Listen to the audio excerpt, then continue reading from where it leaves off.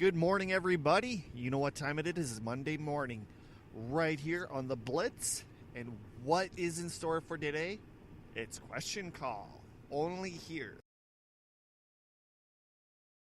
This is my moonshine rhyme. You know I'm staying drunk most all of the time. I say goodbye to the world and I guzzle again. Get back, relax, drinking with my friends. This is my moonshine rhyme. You know I'm staying drunk most all of the time. I say goodbye to the world and I guzzle again. Get back, relax, drinking with my friends. Hey, here's a seat, sit down and have a drink. Vibe with me for a moment, taste and tell me what you think. I love liquor, love beer, wine. Thank you for tuning in to today's episode, because by the looks of it, today is the most popular day out of all the days that I do. It's just unbelievable that so many of you come back and so many of you enjoy the show, which I totally appreciate 100%. All right, so today, Question Call, and we have some pretty good questions up on the market. So let's get started. But before we do, Question Call has been brought to you by QC Indie. Listen to them at qcindy.com or tune in at the TuneIn app on every single major platform out there. All right, so Kim from QC Indie sends me upwards of like 5-6 questions every week for me to answer on this segment. And if you want your question answered, could be anything in the world, you can email us at theblitzmorningshow@gmail.com. You can also tweet us at theblitzmorning.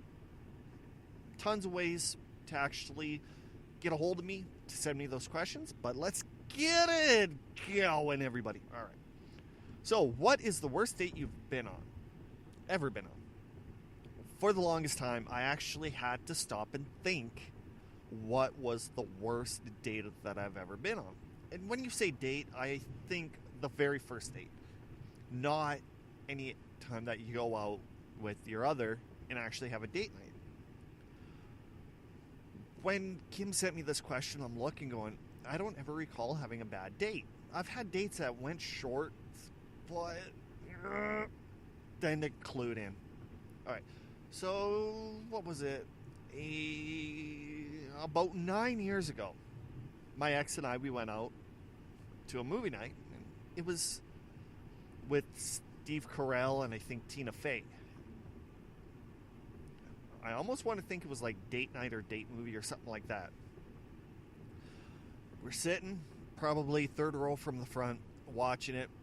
Then her friends came, tagged along, and started throwing popcorn at us and started making hooting and hollering and things like that, which got me in such a horrible mood. I'm just shaking my head going, can they please stop? Can they please stop? And in the back of my head, I was laughing.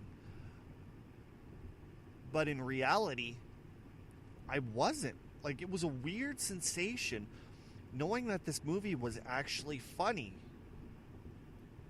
Yet, I wasn't at all amused.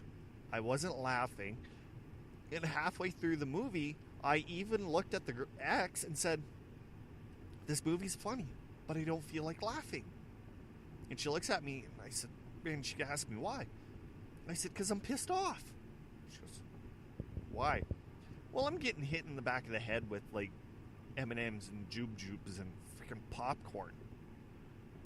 And it doesn't amuse. And she goes, you're right, let's go. So both of us left. A couple of years later, I thought, let's watch this movie. Let's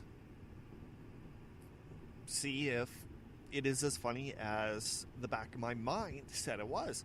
So, of course, I watched it, and I'm looking at the screen. And I'm just sitting there staring at it. And my current girlfriend, she looks at me and goes, what's wrong? It's like, it's not funny. And she goes, but I'm laughing. I said, I know. And I'm one that usually laughs at everything. When a kid falls, I laugh. When a kid gets hurt, I laugh. When Boomer falls, I fall down laughing. But yet, I don't feel like I'm laughing. So that particular date night has ruined this movie with Steve Carell and Tina Fey forever. I will never ever get past that incident that had happened. Like, how harsh is that? I mean, it hurts my mellow. Yeah. It wrecked me. Forever. I don't know. I'll get over it. Maybe I might give it a chance right now. You know, times have changed. I've become more sensitive because I've had kids. I cry over the dumbest thing. I don't know. Whatever. All right. Next question. What did you do to get yourself grounded for the first time? Oh my God. I don't even remember the first time I got grounded. I know there's times where I disappeared, where my mom didn't know where I was. There was times where I did bad things, like started peeing outside. Like, so many things out there that I got grounded, but really, I do not ever remember my very first grounding. I remember throwing a tantrum. I remember being told to go into my room and don't come out. I had to go pee, so instead of using the toilet, I just peed in a corner. And that room actually had a funky smell to it until it was torn down. I know this because after I moved out, this one guy, Brooke, he moved into it, and he goes, yeah, must have had a dog or something in before, because there was one room that smelled really awful. It's like, yeah, that was me. I kind of peed in the corner. He goes, what? It's like, yeah. My mom told me I was grounded, so I didn't leave my room. I had to go pee, so guess what I did? I peed in a corner. He goes, you know, you could leave the room if you have to pee. Great. Now you tell me now, after like how many freaking years. He starts laughing. But otherwise, I don't really know of my very first time being grounded. It's been so long. It's been probably 30 plus years that I was actually first grounded. I don't know. Very good question, but I don't ever remember. What is the scariest movie you ever saw? Is the next question on the agenda.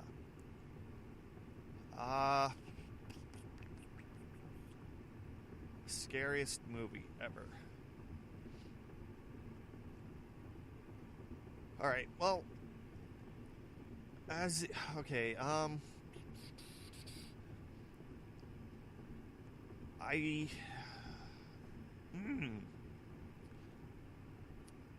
define scary. Here, okay, there's tons of ways that you can look at it. Ones that will freak you out, ones that basically you can never ever watch again. That kind of scary, because if that was the truth, I would have to say Child's Play with Chucky. You wanna play? And one of the reasons why is because I had a Cabbage Patch. He was my bud. And the nightmares from that movie continued for months upon months upon months. And it actually started affecting my Cabbage Patch Kid, where there'll be points in my day where I'll wake up in my dream and Alan, he's looking at me just staring. And the one time I remember this dream, I woke up and Alan, he's just like staring over me, and I picked him up, threw him, hit the wall, got up, started running towards me. So I was punching him, kicking him. Nothing would stop him. So I ripped off his head. I threw his head one way, his body the other way. His body went right back, grabbed his head, put it on, and started coming after me. That's when I woke up. But really, that was one of the scariest movies just because of how it affected me the months after I watched it. Now, I really don't watch scary movies. It does get my heart racing, my blood pressure going, things like that. But I really don't find them that scary anymore. Just storylines and plots and things like that are getting so overworked that pretty soon movies are going to be dead. Like, the only ones that are going to be really there are reboots, or movies from... Oh, don't do that. Oh, there was ice on that. Anyway, so it's not going to be working the way that it used to. So, movies...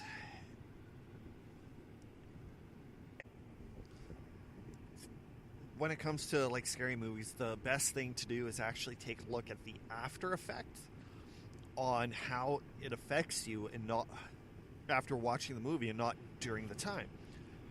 Otherwise, there's sometimes where scary movies just don't do anything, but it just has that little bleep in the back of your head that does screw everything up. There's time. All right. The next question, what I'll do is I will answer it right after the commercial break, because went a little bit over. But you are listening to the Blitz Morning Show. My name is Toby Brendel, and I will see you right after this.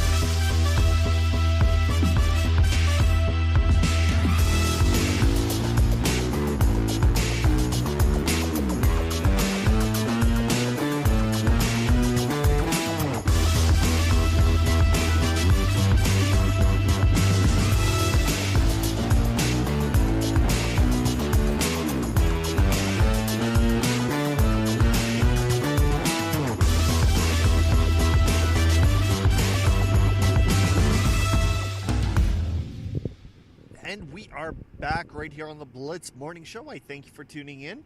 That was a short little commercial break, and I do have to say it's now over, so you're stuck with me. My name's Toby Brendel, and I thank you for tuning in.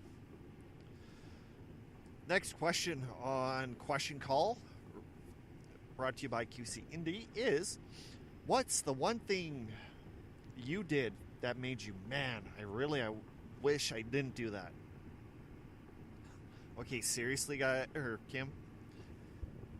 I'm pretty sure this particular question will be answered by everybody who's listening, because they've had times where they'll look back in the past and go, man, I wish I never did that.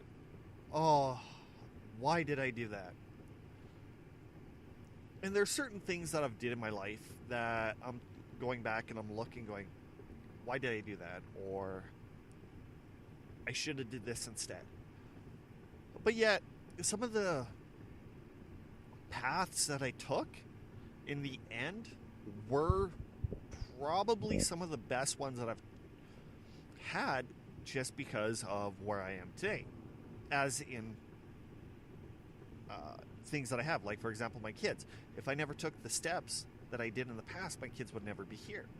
But some of the things that I really wish I never,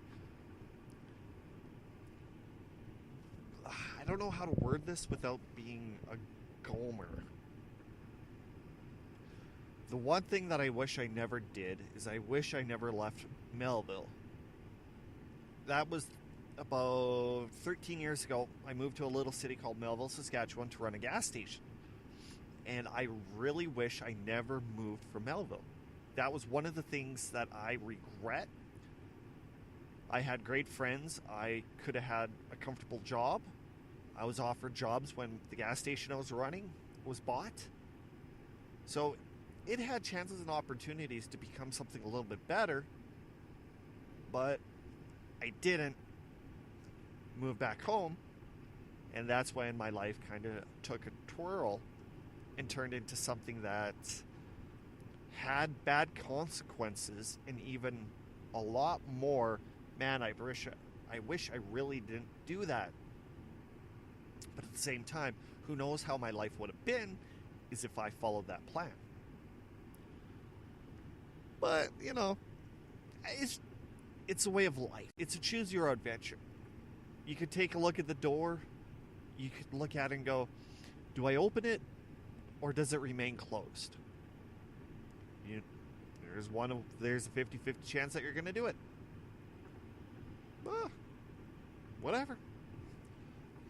Sometimes you just do it. So, yeah. Regret going up there. Regret coming back. Regret right after that. Did something. Okay, the regret I did was the thing that happened after I moved back. Some of you will know. Some of you won't. I'm just sticking at that part. And finally, the last question for question call. If you could put one prized possession of yours in a museum, what would it be? Prized possession. Ooh. Something that's a prized possession. That is a very good question. I think my prized possession that I would have to put in a museum. Some of you are going to think that I'm strange and crazy. Even though I'm pretty sure that you guys already do, but years ago I had a cat, his name was Bud, and he was kind of like my little sidekick. Or, in his eyes, I was his sidekick, because the amount of things that he did and he got away with was just absolutely unbelievable. And his personality was beyond interesting. Like the one day, there was a girl who was holding him, he slips his hand in her shirt, she starts laughing and says only he could go in for a feel and not get punished. And for some odd reason, that little bugger looks at me like, hey, yeah, I got in. It's like, oh, you little turd. Plays fetch, played hockey, played tag, played hide and seek. He was my prized possession. If I felt down, he was always there to bring me up. At the last half of being up in Melville, I didn't want to be there. He came up. My God, we had absolute fun. Like, there's just no doubt about it. Like, him and I, just boom, beautiful. And even the people who knew him would actually kind of agree with me.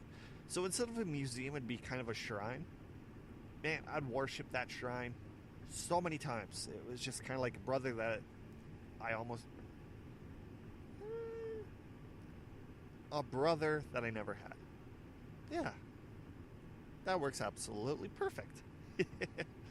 Alrighty. That is all for Question Call here on The Blitz. Brought to you by QC Indy. Yeah, I know. I did a lot of plugs for them, but if it wasn't for Kim and QC Indy, I would have never had this segment. I would never have questions, and you guys would never show up. So I pray. But, like I said, if you want to send questions to the show, all you have to do is go email us at theblitzmorningshow@gmail.com, tweet us at the Blitz Morning, or even go on Facebook at facebook.com/the Blitz Morning. Send the question. I'll answer them every single Monday. I will promise you that. Unless it's a holiday, then it's going to screw everything up. Otherwise, trust me, it's well worth a great radio. Well, that's it mostly.